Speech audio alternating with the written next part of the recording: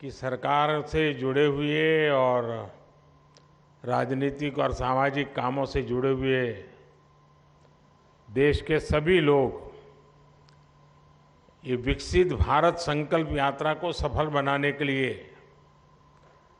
समय दे रहे हैं, जा रहे हैं। तो यहाँ के सांसद के नाते मेरा भी दायित्व बनता था कि मुझे भी उस कार्यक्रम में समय देना चाहिए। तो मैं एक सांसद के रूप में, आपके सेवक के रूप में आज सिर्फ इसमें आप ही की तरह हिस्सा लेने के लिए आया हूं।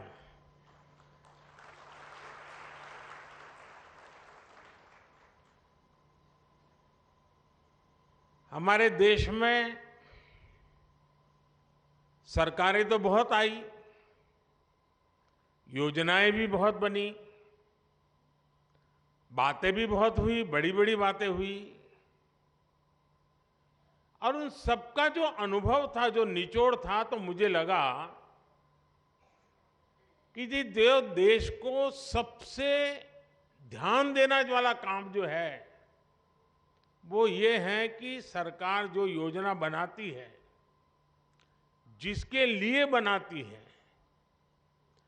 जिस काम के लिए बनाती है, वो सही समय पर बिना किसी परेशानियों के वो योजना उस तक पहुंचे। अगर प्रधानमंत्री आवास योजना है तो जिसकी झुग्गी है, झोपड़ी है, कच्चा घर है, उसका घर बनना चाहिए,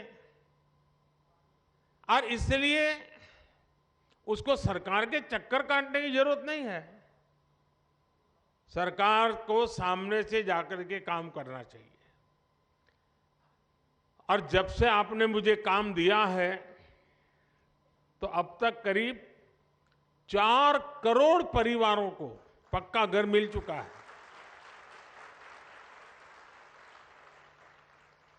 लेकिन अभी भी खबर मिलती है कि भाई वहां कोई रह गया है, उस गांव में वो रह गया है। तो हमने तय किया कि भाई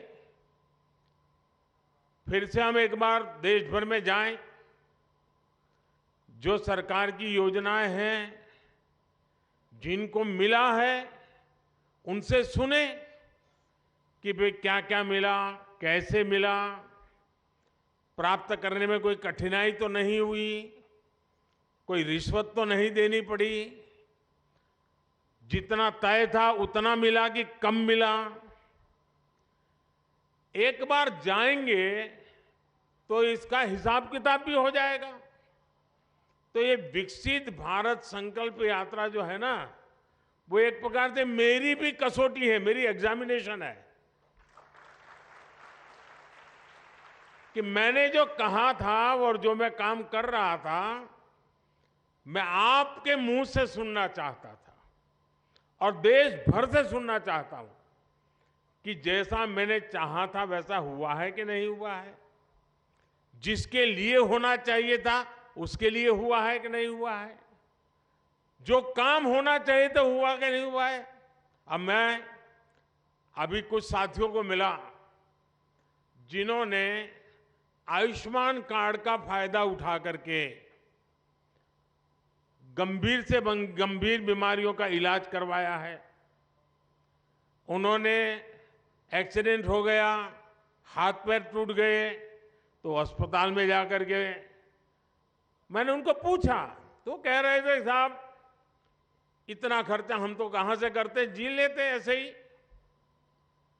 लेकिन जब आयुष्मान कार्ड आया तो हिम्मत आ गई, ऑपरेशन करवा दिया, अब शरीर काम कर रहा है। अब उससे मुझे तो आशीर्वाद मिलता ही है, लेकिन जो सरकार में बाबू लोग हैं ना, अफसर लोग हैं, जो फाइल पे तो योजना को आगे बढ़ाते हैं, अच्छी योजना भी बनाते हैं, पैसे भी रवाना कर देते हैं, लेकिन वहां उनका काम पूरा हो जाता है कि चलो वे 50 लोगों को मिलना था, मिल गया, 100 लोगों को मिलना था, मिल गया। 1000 गांव में जाना था, चला गया। लेकिन जब वो ये बात सुनता है कि उसने कभी फाइल पे काम किया था, उसके कारण काशी के फलाने मोहल्ले के फलाने व्यक्ति की जिंदगी बच गई, तो वो जो अफसर होता है ना, उसका भी काम करने का उत्साह अनेक गुना बढ़ जाता है, उसको संतोष मिलता है। जब तक वो कागज पे काम करता है उसको लगता है मैं सरकारी काम कर रहा हूं, लेकिन जब उस काम का फायदा किसी को मिला है, उसका जब उसको खुद देखता है, खुद सुनता है, तो उसको काम करने का उत्साह बढ़ जाता है। और इसलिए मैंने देखा है कि विकसित भारत संकल्प यात्रा जहां जहां गई है, वहां पर सरकारी अफसरों पर इतना सकारात्मक प्रभाव हुआ है, उनको अपने काम का संतोष होने लगा है। अच्छा भाई, ये योजना बनी, मैंने तो फाइल बनाई थी, लेकिन क्या एक गरीब विधवा के घर में जीवन ज्योति बीमा का पैसा पहुंच गया? मुसीबत की जिंदगी में उसको इतनी बड़ी सहाय मिल गई। तब उसको लगता है अरे मैंने तो कितना बड़ा काम किया है। एक सरकारी मुलाजिम को जब ये सुनता है तो उसको जीवन का एक नया संतोष मिलता है।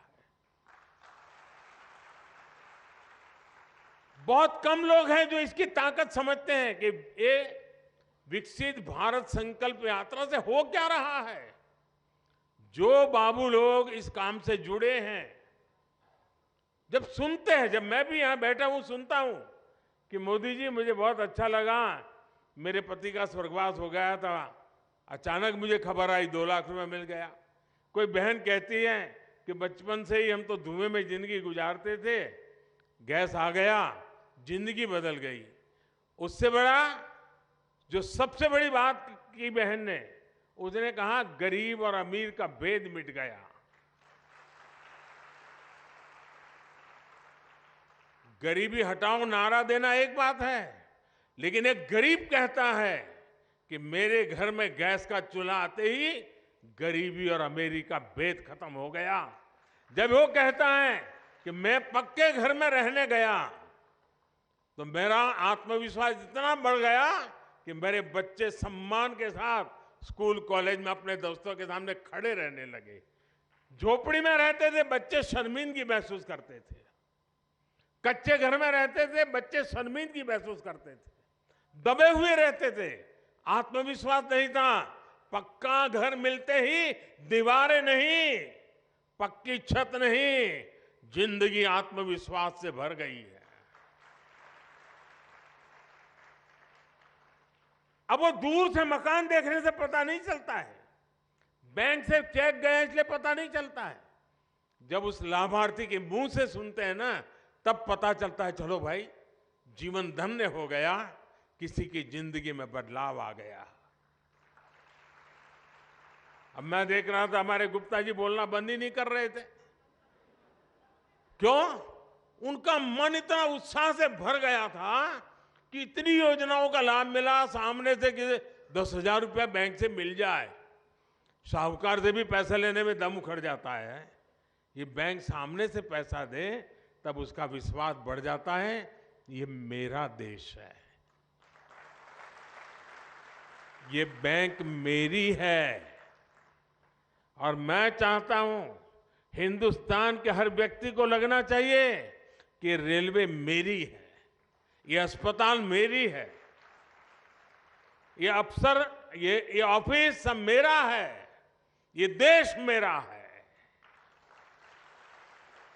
ये भाव जब जगता है तो देश के लिए कुछ करने की इच्छा भी जग जाती है। और इसीलिए ये जो प्रयास है ना, वो बीज बो रहा है।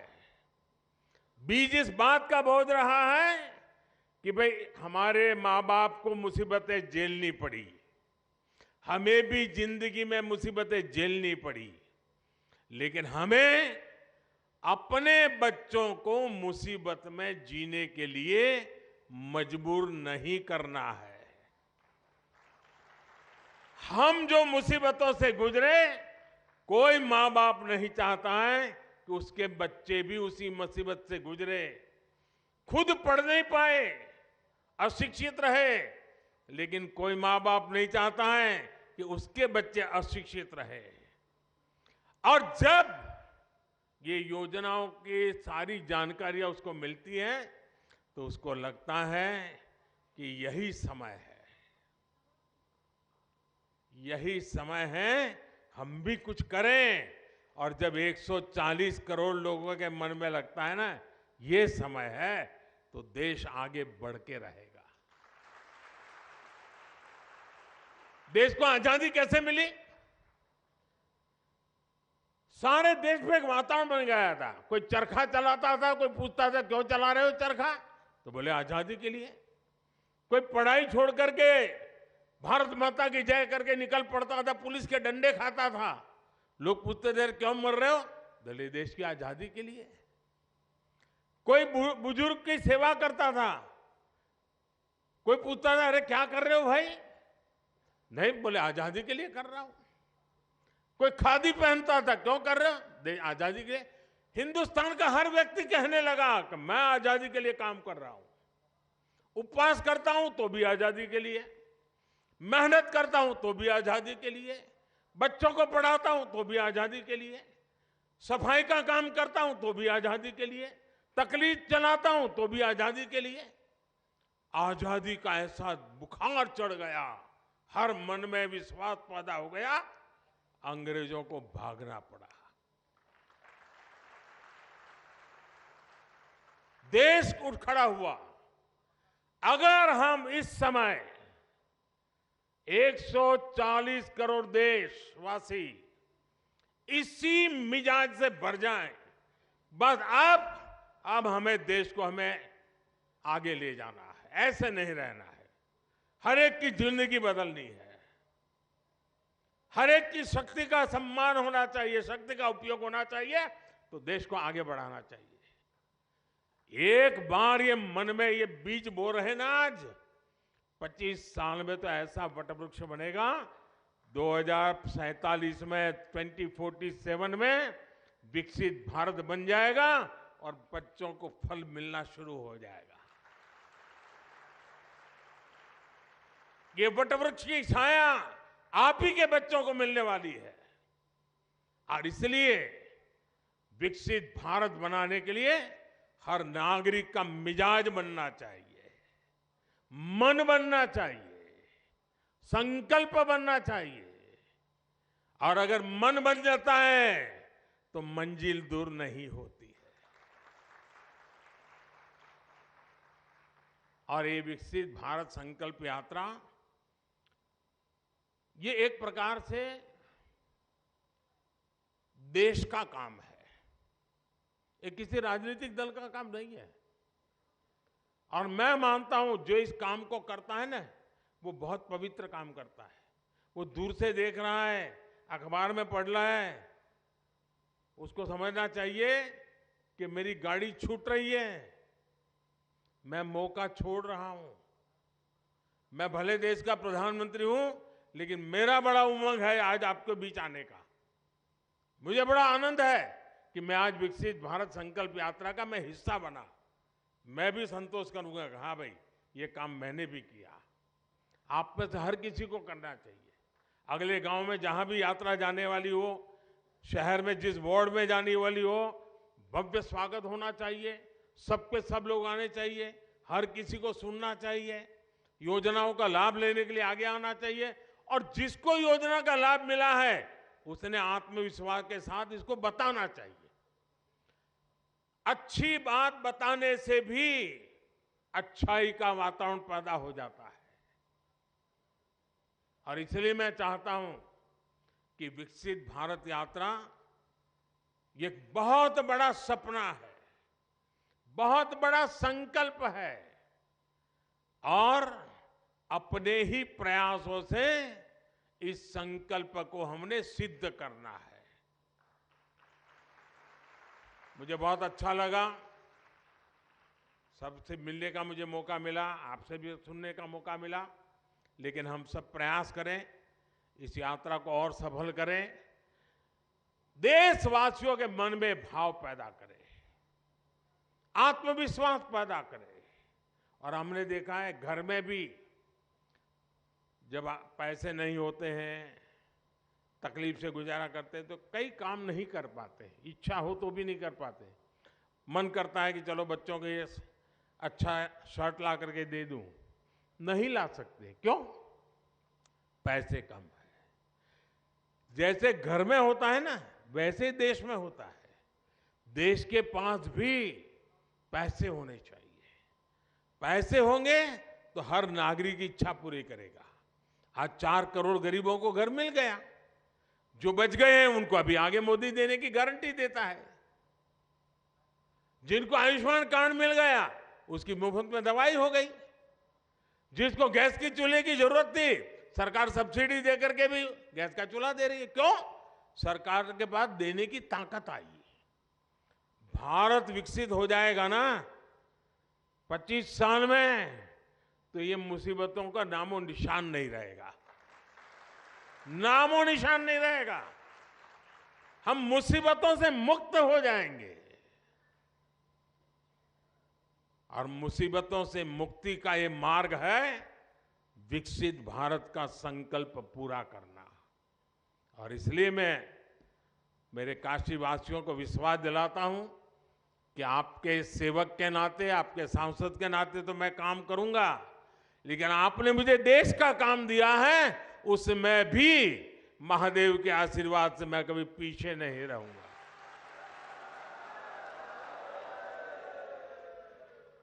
महादेव की हम सब पर कृपा बनी रहे और ये यात्रा हमारे काशी में तो बहुत सफल होनी चाहिए। ढीली ढाली नहीं। कार्यक्रम में ज्यादा से एक परिवार का एक भी व्यक्ति ऐसा ना हो कि जो यात्रा में न गया हो।